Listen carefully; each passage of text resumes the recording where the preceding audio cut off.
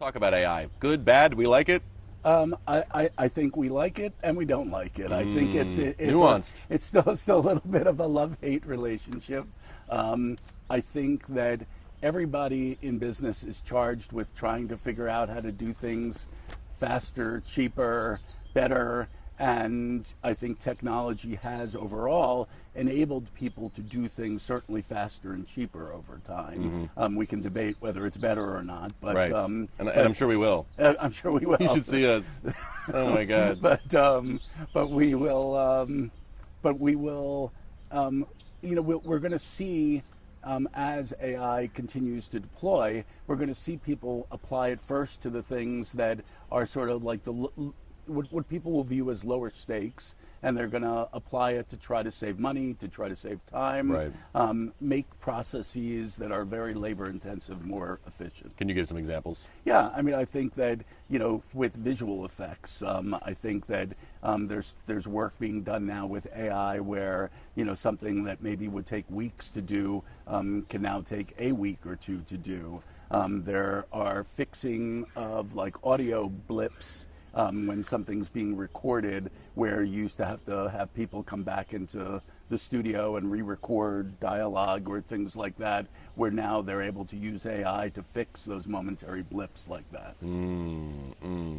What would you say overall is the state of AI in entertainment right now? Is it like both in terms of like the discourse, in terms of how practically is it being used? Like how common are the practices that you just shared? I think it's actually very common and becoming even more common because, like I said, I think that as much as there is this, holding your nose and diving in, I think that people are recognizing that there are efficiencies, there are costs to be saved using this technology. And I think they're being charged every day with doing just that, to save money, to do things faster. So I think they're using it despite the fact that there are inherently some things about AI that they distrust, that they're uncomfortable with. Yeah. Are we seeing job displacement in show business right now because of AI, or not quite yet?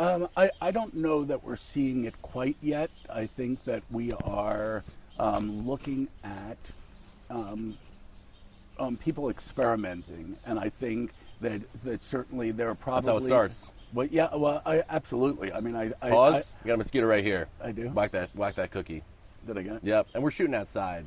We were like inside too easy. Yeah. Too easy. Okay. Who wants easy? Who wants easy? No, I should have let you finish your answer. Yeah, It wasn't even on camera. It wasn't even on camera. Yeah. Okay. So now he's going to want residuals. That mosquito. Exactly. Right. And shame on them for wanting that. Right. No. You just made your perspective clear with which side you're on. Yeah. Studio executive over here. Okay. Sorry. Okay. Those actors are all mosquitoes. I know. Yes. They all want compensation for their work. I know. Shame on them. Shame on them. I interrupted your flow. I just didn't want you to have a big whopping bite on your head. My head. Yeah, There we go. Yeah. Okay, so we're talking about AI use cases in Hollywood and job displacement. That's what we're talking about. Yeah, I mean, so I do think it's a real concern. I do think that that we will see that eventually, and I don't think people are playing Chicken Little and saying the sky is falling. What I think that we need to do with every new technology that's come along, while it has created efficiencies, it's also opened up new opportunities. And I think we need to be thinking about and looking at the new opportunities at the same time that we look at those things that may be constricting on us. You know what I just learned about in this context? I just learned about some wonderful vocabulary words in terms of AI or being used to generate actors. I learned this was in the new SAG contract, which I've read cover to cover. There's replicants, which is when AI is used to, I'm sure you know this already, which is used to emulate a real living person, right? Right. Yeah, right. And then there's what's the term? It's what Tilly Norwood is. Synthetic. Synthetic. Yes. Right. So there's a synthetic, actor. which is entirely, original actor.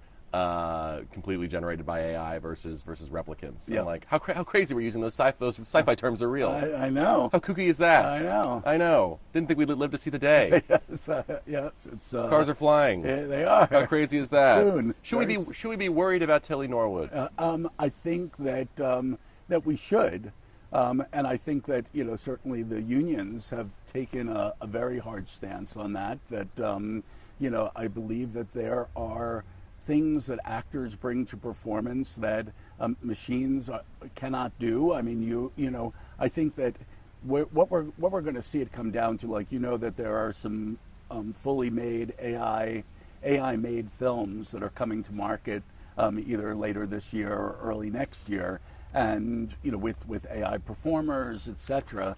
I think that we're going to see a question of quality, right? I mean, I think that it's one thing to say, yes, you can do it. It's another thing to say, is it going to be something that anybody's going to want to see? Right. Is anybody going to want to pay to see it? Cool. Okay, so great. Let's get a fun question mixed in there. All this AI doomerism. Let's get a fun. Oh, this is a fun one about AI. What movie would you never want AI to remake? I know my answer. I mean, one of my favorite films of all time is Field of Dreams, Kevin Costner, where I feel like that film had some poignant things to say and it touched people and all of that. Yeah. And I'd hate to see somebody try to do it just to say that they could. Yeah. I'd say no movie, personally.